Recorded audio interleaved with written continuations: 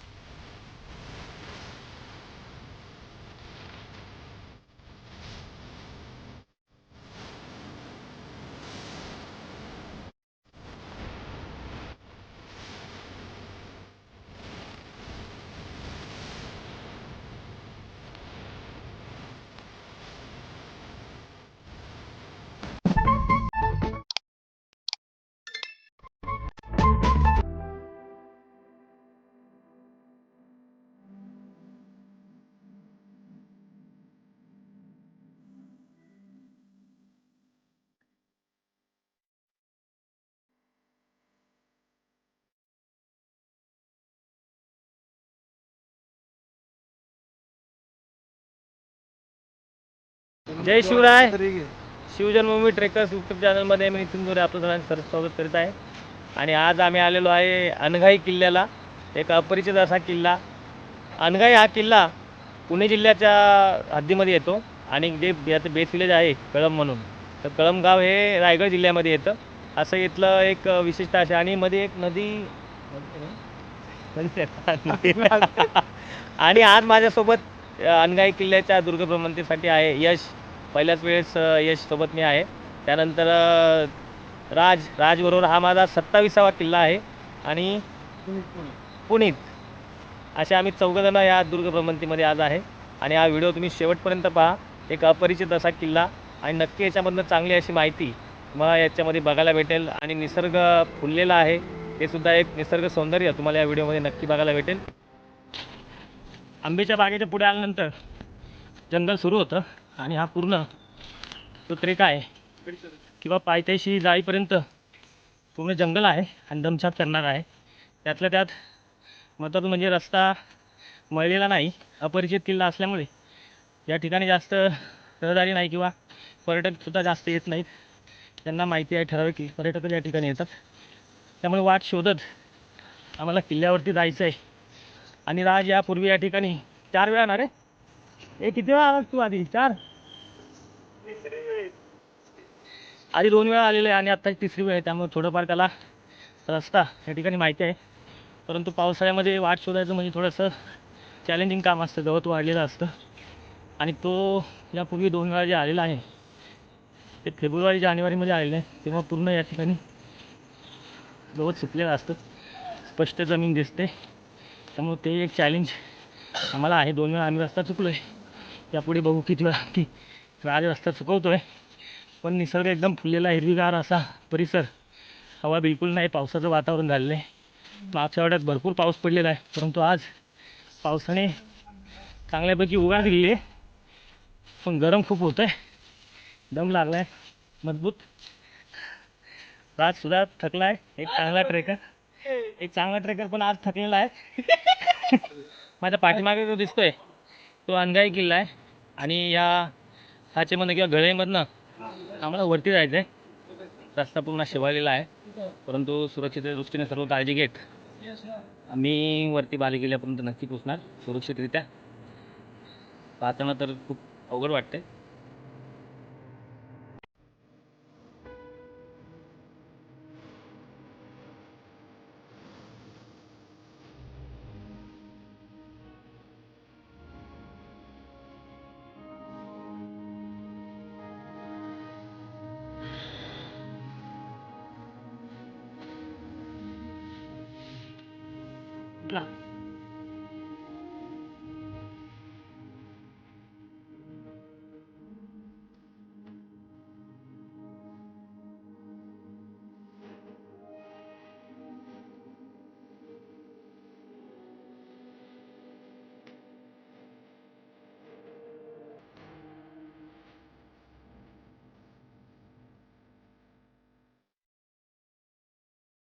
आणि अशा प्रकारे आम्ही रस्ता चुकलेलो आहे. आणि राजसारखे आणखी 1-2 मित्र असले तर शत्रूची गरजच नाही असं रा आणि राजनी सोडलेला शॉर्टकट.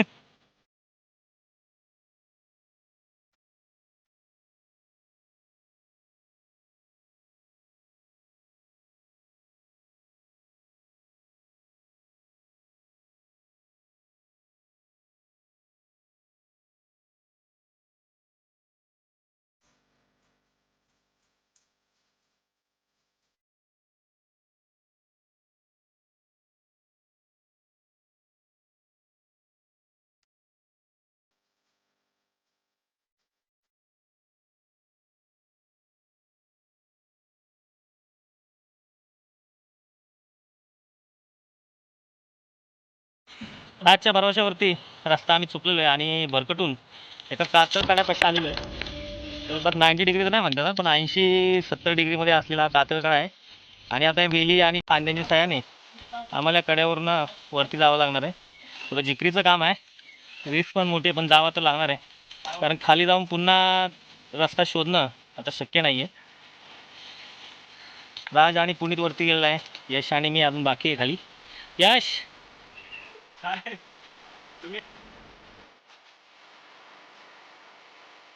अनुगाई किल्ला दुर्ग भ्रमंतीमधला सर्वात अवघड टप्पा जर म्हटला तर आम्हाला अनुभव आलेला हा टप्पा आहे, जिथे वेलींशिवाय दुसरा कसलाही आधार आम्हाला घेता येत नव्हता.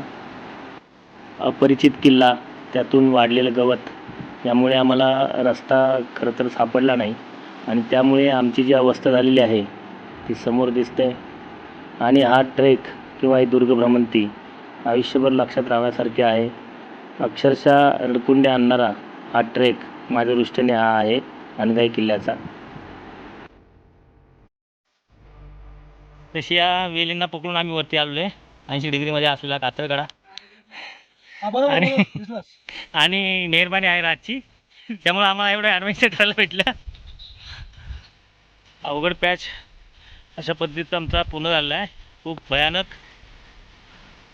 अक्षरशः गवताला आणि वेलींना पकडून आम्ही या कड्यापर्यंत पोहोचलेलो आहे.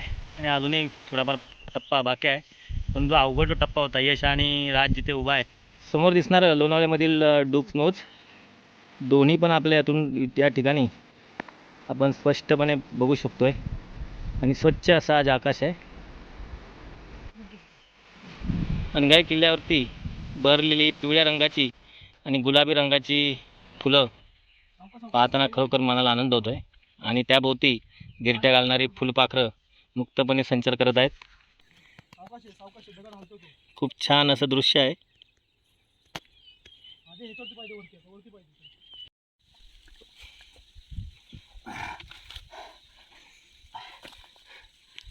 आपलं ये सर काय डाल कसा. फायनली आम्ही आता खिंडीमध्ये पोहोचलेलो आहे, मुख्य रस्त्यावरती बऱ्याच कष्टानंतर. आणि हे लक्ष वेधून घेणारं अल्फाबेट के के अक्षराचं हे झाड. आणि इथून आम्हाला पुढचा प्रवास करायचा आहे. योग्य मार्गावरती आता आम्ही आलेलो आहे आणि थोडासा विसावा घेऊन आता खरंच अक्षरशः दमलेलो आहे. आमची अवस्था बघा. राज नाग होता का? व्हिडिओ काढायची ना भाई, तो असं काय करतो. आणि जे कष्ट झालेत, जो त्रास झालाय त्याला जबाबदार एकमेव माणूस राज. पण तुम्हाला खरं सांगायचं तर किल्ल्यावरती गेल्यावरती यांना खूप आनंद होणार आहे. हे आता असे बोलतायत की त्रास वगैरे होतोय, किल्ल्यावरती गेल्यावरती यांना खूप भारी असा नजारा बघायला भेटणार आहे. ही जे तुम्ही काय थकवा बिकवा केलंय ॲडव्हेंचर, त्यांचा थकवा तिथे जाणार आहे.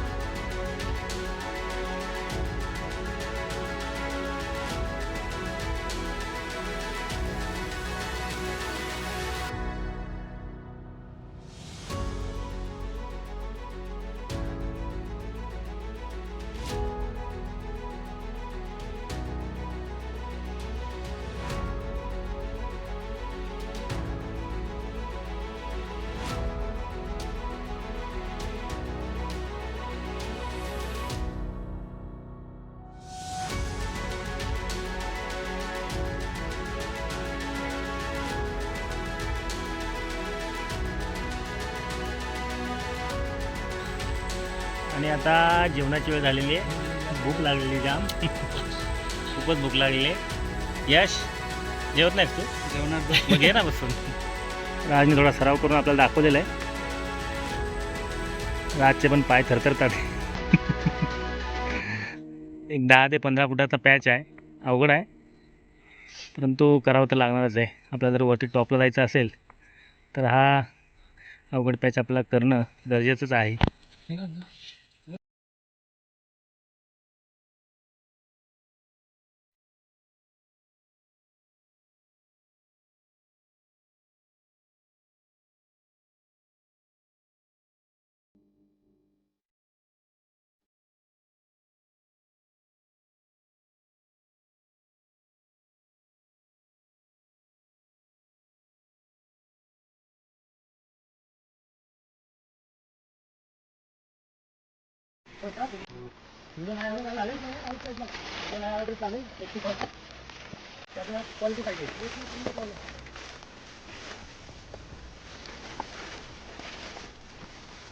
फोन मध्ये बघू ना पाहायला बघ. म्हणजे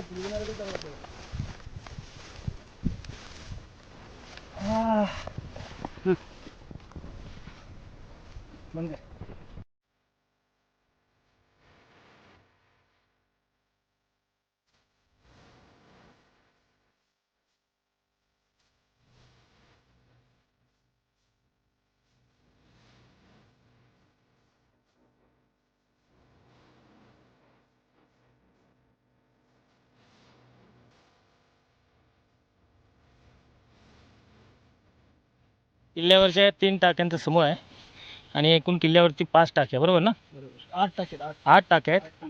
त्यातल्या 3 टाक्यामध्ये कातरकड्याच्या जे आपल्या 2 टाक्या लागल्या आणि ह्या 3 5 आणि आणखीन 3 टाक्या खालच्या बाजूला आहेत.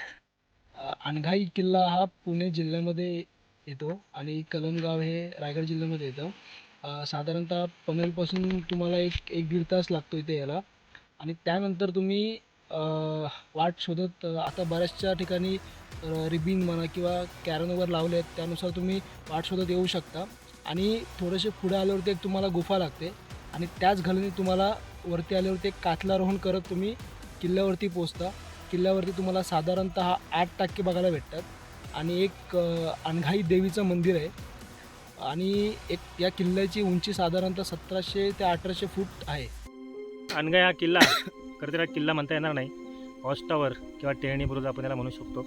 कोरीगड किल्ला आणि पाली खोपोली या भागावरती लक्ष ठेवण्यासाठी किंवा या भागाची टेहळणी करण्यासाठी या किल्ल्याची किंवा या बुरुजाची निर्मिती करण्यात आली होती.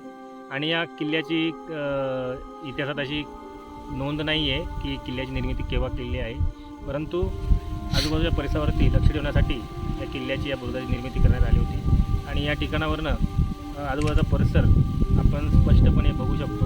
मुंबईजवळचा असेल, त्यानंतर लोणावळा असेल, पनवेल असेल, पाली असेल, हा परिसर या ठिकाणी निरीक्षण करण्यासाठी योग्य ही जागा आहे. त्या दृष्टीने याची निर्मिती करण्यात आलेली असावी. आणि या किल्ल्यावरती आता पाहण्यासारखं फक्त अनघाई देवीचं मंदिर म्हणजे मंदिर छत नाही आहे, परंतु देवीची एक पुरातन अशी मूर्ती आहे, ती पण आपण या व्हिडिओमध्ये दाखवतो आहे. आणि या किल्ल्यावरती असलेल्या पाण्याच्या टाक्या एवढ्याच या किल्ल्यावरती पाहण्यासारखं अवशेष आहेत. त्या पलीकडे बुरुज असतील, तटबंदी असतील, असं कुठल्याही प्रकारचे अवशेष किंवा वास्तूंचे अवशेष या किल्ल्यावरती सध्या तरी नाही आहे. आणि आम्ही आत्ता आलेलो आहे ते सप्टेंबर महिन्यामध्ये.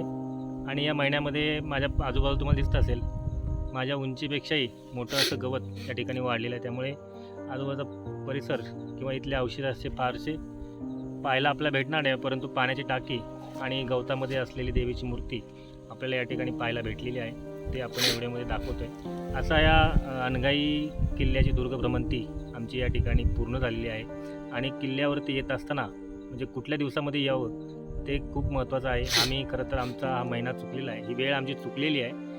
खूप त्रासाला सामोरं जाऊन आम्हाला किल्ल्यावरती यायला लागलेलं आहे. पहिली गोष्ट म्हणजे गवतामुळे या ठिकाणी रस्ता सापडणं मोठा टास्क आहे.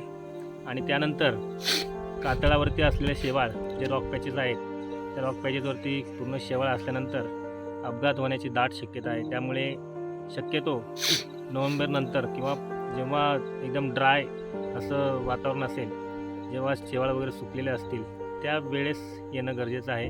आणि फार फार तर जानेवारीपर्यंत या किल्ल्यावरती तुम्ही येऊ शकता, कारण त्यानंतर उन्हाळ्यामध्ये या ठिकाणी पिण्याची पाण्याची सोय नाही आहे रस्त्यामध्ये. आणि किल्ल्यावरच्या टाक्या आहेत त्या पण स्वच्छ नाही आहेत. जेव्हा त्याचं संवर्धन होईल, संवर्धनाचं काम हाती घेतलं जाईल, पाण्यामध्ये टाक्यांमध्ये स्वच्छ असं पाणी पिण्यायोग्य होईल, तेव्हा मात्र या किल्ल्यावरती पिण्याच्या पाण्याची सोय होईल. तोपर्यंत मी सांगितलेल्या गोष्टी नक्की लक्षात ठेवा. जो पिरियड आहे नोव्हेंबर ते जानेवारी फेब्रुवारी या 4-5 महिन्यामध्येच या किल्ल्यावरती येणं खरं तर सोयीचं ठरेल. या व्यतिरिक्त जे ऋतू आहेत उन्हाळा आणि पावसाळा, यामध्ये या ठिकाणी येणं नक्की धाडसाचं आणि काळजीचं ठरणार आहे. ही आणखी एक टाकी आहे आणि बऱ्यापैकी गाडलेली टाकी आहे ही. बास ना.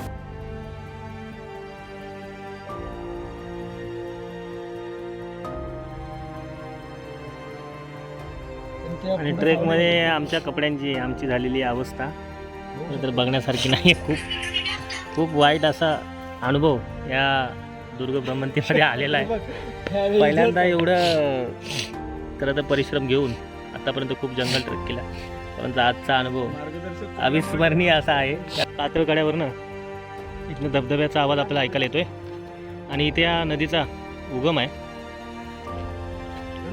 पुढे नदी मोठी होत जाते आणि या समोर याच्या पलीकडे लोणावळा आहे.